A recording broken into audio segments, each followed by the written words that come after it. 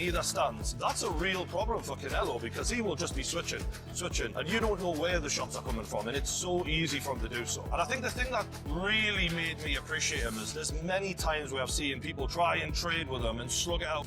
I don't know if it's reachable for him. If anybody can do it, it's him, and I'm contradicting myself. I just don't see it happening. Could it happen? Yeah, it's boxing. Terence Crawford is reportedly training alongside Gennady Golovkin in preparation for a showdown with Canelo Alvarez, a move that has caught major attention across the boxing world.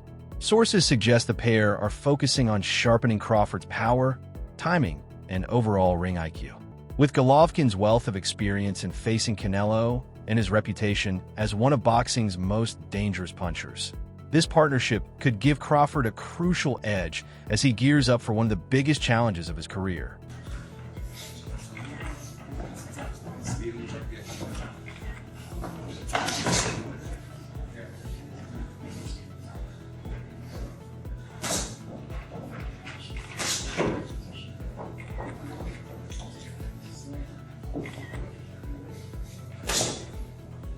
Analysts don't view Terence Crawford as just another fighter.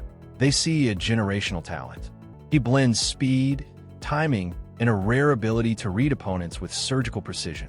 Crawford's seamless stance switching and mid-fight adjustments are skills mastered by only a select few in boxing history. His ring IQ is often described as genius level, allowing him to dismantle opponents strategically rather than relying on raw power alone. Many believe his adaptability and awareness inside the ring make him truly unique, setting him apart from nearly everyone else in the sport. To countless observers, Crawford isn't just great. He's extraordinary in the way he dictates fights through intelligence and strategy. But if there is anyone who can do it, it's Terence Bud Crawford, a man who survived getting shot in the head, for God's sakes. He is not normal. He is a wizard of boxing. He's got genius IQ, one of the smartest boxers I've ever seen, and he can do it all. He's had over 40 fights. I can't ever remember seeing him shook or worried. This is, trained killers trying to take his head off, and he never looks out of pocket. He is like a rapper who just turns up and figures out his lines on the fly and still makes it sound like the best song you've ever heard. That's how amazing he is. I've never seen anyone who can fight out both stances the way Crawford can.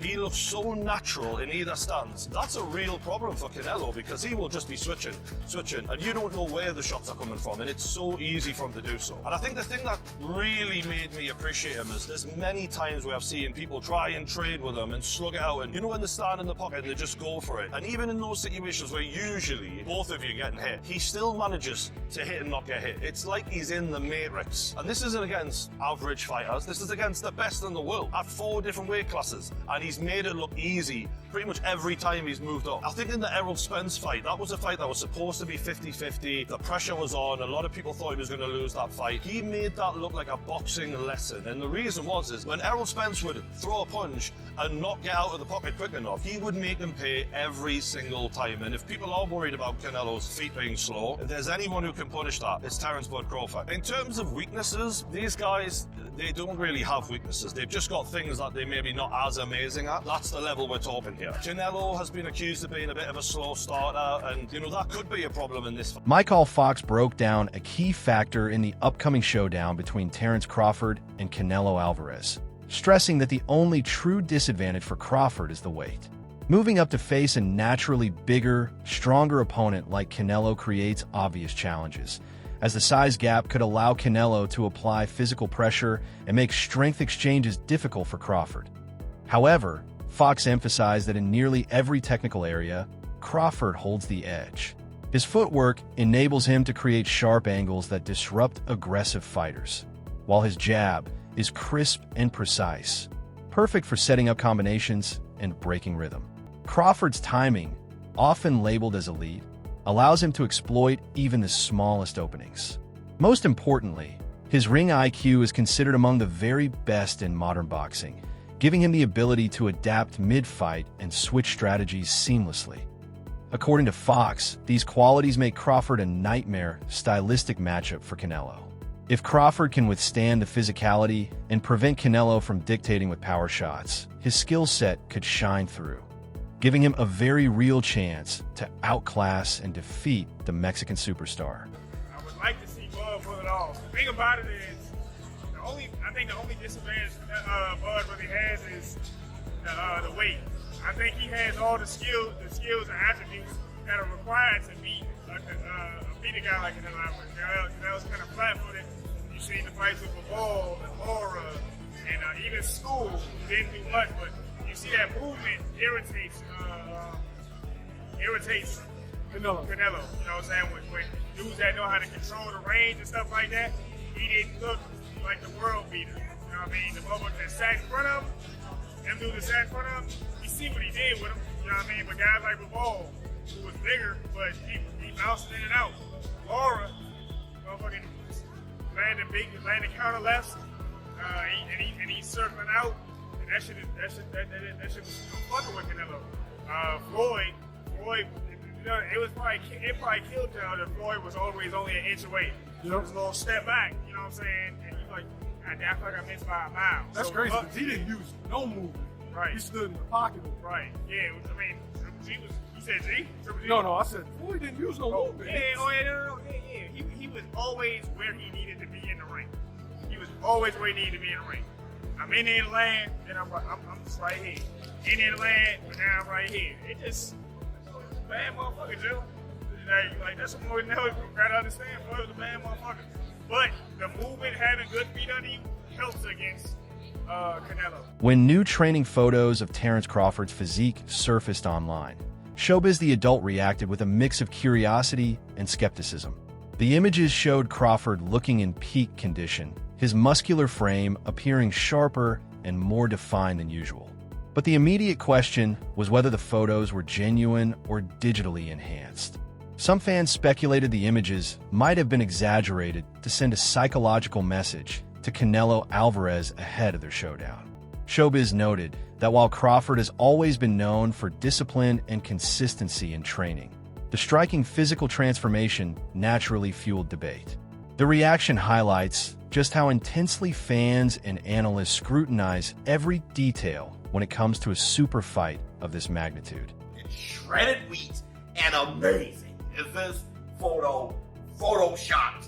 Because this photo that Ilya Tapora posted of Terence Bud Crawford is the latest photo we've seen, and he looks just less impressive in this photo. Well, the question is really, when were the photos taken? All right, so when you look at this photo and you look at this photo and look at this video of Terence Crawford with His Excellency Turki Al-Sheikh as Terence Crawford is working out, supposedly just yesterday, right? Which one is Terence Crawford's latest appearance? Because even though this is the latest photo you've seen, doesn't mean this is when the photo was taken. The only reason why people are confused is because this latest photo seems to have been taken in Vegas. And this is, we're approaching fight week and Terence Crawford is already in Vegas. Hence the video with him with His Excellency Turki Al-Sheikh in Vegas. Now, let me explain all of this. Well, first you gotta look at the hairstyles, right? Terence Crawford in this photo from Ilya Tapora, his hairstyle is totally different than this hairstyle here with Terence Crawford shredded wheat.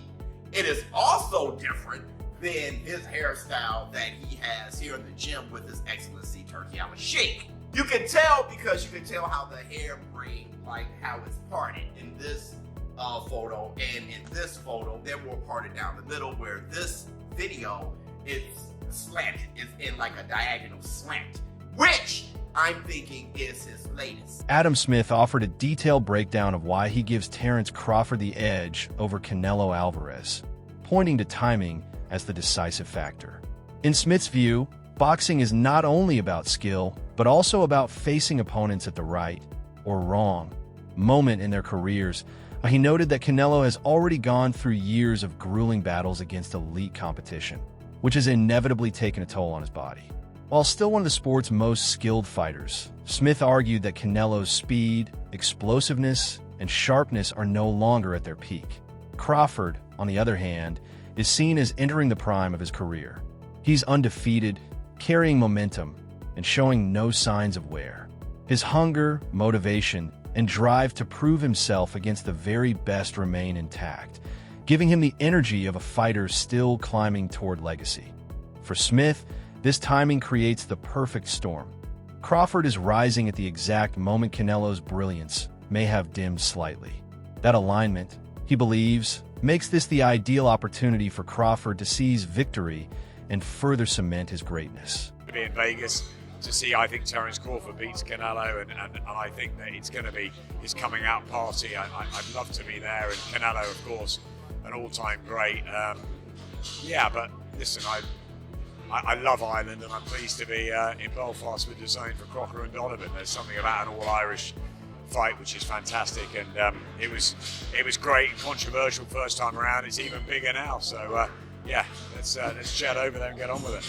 Just a quick one on Canelo Crawford. I heard you pick Crawford. You just said it there. How much of that is down to timing, and how much of that is down to styles? A bit of both. I think Canelo is approaching 70 fights. He's been beaten before. Crawford remains undefeated. I think that the jump up is big, but I think he's got the speed, the IQ, the experience, the know-how to be able to handle it. If he's switched on for every minute of every round, I think he wins, and I think he announces himself to the world on Netflix. And I think he deserves it. I think Terence Crawford's only been really known to the trade fans.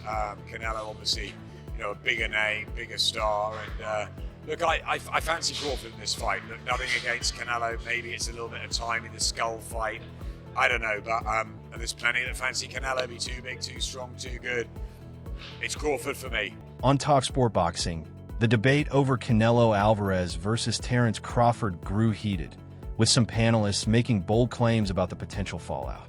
One of the most dramatic takes suggested that if Crawford suffers a decisive loss, it could mark the end of his run at the sport's highest level.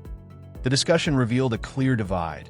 Some argued that Canelo's natural size, strength, and relentless pressure would simply be too much for Crawford, while others countered that Crawford's skill set, adaptability, and ring IQ could expose Canelo's vulnerabilities.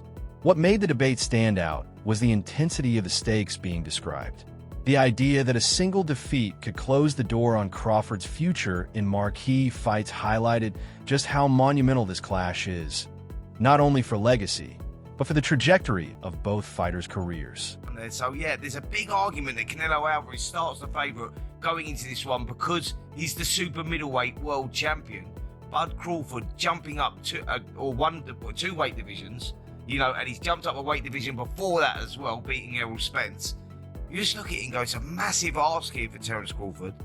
But something inside me tells me he wins, and we'll get into that later on. Well, we'll talk about that in a minute, but in the meantime, Canelo, as ever, has left no stone unturned. He's been training at altitude in Sierra Nevada, looking to get the maximum body stamina and preparation advantage. It's something that he's used to, and of course he's going to effectively be the home fighter because Tex-Mexers will be up in their numbers from Texas, also Hispanic fans from all around the United States. The fight is being made on Mexican Independence Day. I don't think you have to be a great crystal ball gazer to know where the bulk of the crowd is going to be rooting when they step out inside those ropes and their names are bellowed out by the ringside announcer afterwards. Listen, even though the fight happens in America and Terence Crawford is American, it is going to be so pro-Mexican there, because Canelo is accepted. He's like an adopted son there, and Mexican Independence Day, all of that goes so much in favour of Canelo Alvarez. You go, actually, the guy that's a four-division world champion and a superstar of the sport and American will start probably the fan favourite will definitely be Canelo Alvarez. Yeah, definitely. And he's been training with somebody, sparring with a man who he thinks replicates Crawford's style in sparring many rounds against Jaron Ennis. George Ferocious Kambosos Jr. broke down the matchup by focusing on Canelo Alvarez's signature pressure fighting style. He explained that Canelo is at his most dangerous when he's able to close the distance, cut off the ring, and unleash precise, punishing combinations. Kambosos stressed that Canelo's true strength lies in delivering heavy, accurate shots while keeping relentless forward momentum. He expects Canelo to apply this same strategy against Terence Crawford, forcing him onto the back foot for much of the fight. The key question, according to Kambosos, is whether Crawford can withstand the power and avoid letting Canelo control the tempo. In his view, Canelo's pressure is a weapon that simply cannot be overlooked. Canelo is the pressure fighter. He's got to put the pressure on Crawford. He has to be able to land his big shots. He's seasoned at fighting a super middleweight. He's fought as high as light heavyweight, as we know. So he is accustomed to the bigger punches, the bigger shots. I don't think Crawford can really land anything that's going to trouble a guy like Canelo Alvarez.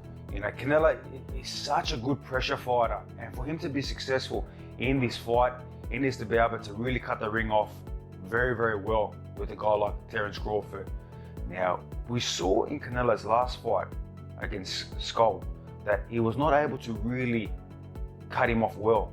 So that has caused a lot of doubters, you know, and people starting to think, you know, Crawford will have that edge in the footwork and the movement department. But, you know, when you're fighting a big fight, you're going to get up for a big fight, and he's really going to be at his best against a guy like Terence Crawford. So I believe he will cut the ring off, you know, very, very well. And for him to be successful, he has to land shots on Crawford, put him in two frames of minds, make Crawford double think every time Canelo goes into and wants to land shots and land shots. Now, a guy like Crawford is so slick, so dynamic, able to punch you from different angles and, you know, different stances. We see he switches from orthodox to southpaw. He might fight the whole fight in southpaw. So he's so dynamic. Now, he's the kind of guy that he's going to put Canelo in two kind of frames of mind. Some analysts point back to Terence Crawford's showing against Israel Madrimov, noting that he didn't appear entirely comfortable after moving up in weight. They argue that stepping up once again to face Canelo Alvarez represents an even steeper challenge to in the Madrimov fight. Crawford was still adjusting to the higher division, and his power didn't seem as imposing as it had in the lower weights. The concern is that against Canelo, a naturally bigger, stronger, and more physically imposing fighter, those limitations could be magnified. Analysts who share this view believe the size and weight gap could blunt Crawford's usual advantages in speed, timing, and adaptability, making this leap a particularly risky move. But a lot of people feel Crawford actually lost that fight. So we've got a Crawford who's coming in off the back of, well, his previous two fights. One of them was brilliant performance. The other one was a bit lackluster by his very high standards, albeit against a very, very good fighter. But you could see in that fight that the size of Israel Madrimov, bear in mind, 154 pounds. Israel Madrimov still fights at 154 pounds. This is super middleweight, 2 divisions more. And we've seen Canelo when he's brought someone up from 154 who was a decent size 154 pounder in Charlo. Crawford's not going to do what Charlo did. Charlo fought like, you know, someone who was completely scared out of his mind and just didn't want to knew he wasn't going to win, but didn't want to get stopped. That was really the look we were getting from Charlo. Crawford is not going to do that. He's a very proud man. Doesn't know what it's like to be defeated. He fully believes in himself and the shape he looks in phenomenal shape. He's coming into this fight fully believing that he can win this, and that right there is the mindset you need to have. It will give you, it won't guarantee you victory, but it will give you a better chance than if you went in there thinking, right, just survive and see what happens. I do think that the size difference will be something, although saying that, you look at Canelo Alvarez, we look at his most recent performances, and when is the last fight from Alvarez that's really made you stand up and take note? Caleb Plant, Billy Joe Saunders, maybe those 2 fights, they were good performances. Lost, clearly, the Dimitri Bivol fight, although it's very close here, it was on the scorecards, it was a clear loss. Against Triple G, it was just a meh performance. Likewise against John Ryder, Charlo, we won't even talk about that. Munguia, it was a bit meh. Again, Berlanga, it was like, okay, and show me something. Former Canelo team member Joe Vargas weighed in on the upcoming clash, making it clear that Canelo Alvarez is built differently. Vargas highlighted the qualities that separate Canelo from most opponents: his calmness under pressure, devastating body punching, and the rare ability to generate knockout power with either hand. He stressed that Crawford has never faced anyone quite like Canelo, a fighter who can combine raw power with sharp defensive instincts. While Crawford is undeniably skilled and highly intelligent in the ring, Vargas believes the challenge ahead will be unlike anything Crawford has previously encountered. For Vargas, This fight is about more than just a victory. It's about Canelo proving once again that he remains one of the most complete and dangerous fighters in all of boxing. This is the first time I pick it. I'm going to go with Canelo on this one. And why is that? They're both great at what they do. I'm going against Maggie. I heard everything she said right now. She's right on the money on all that stuff, but Crawford has done a lot of great things at a smaller weight.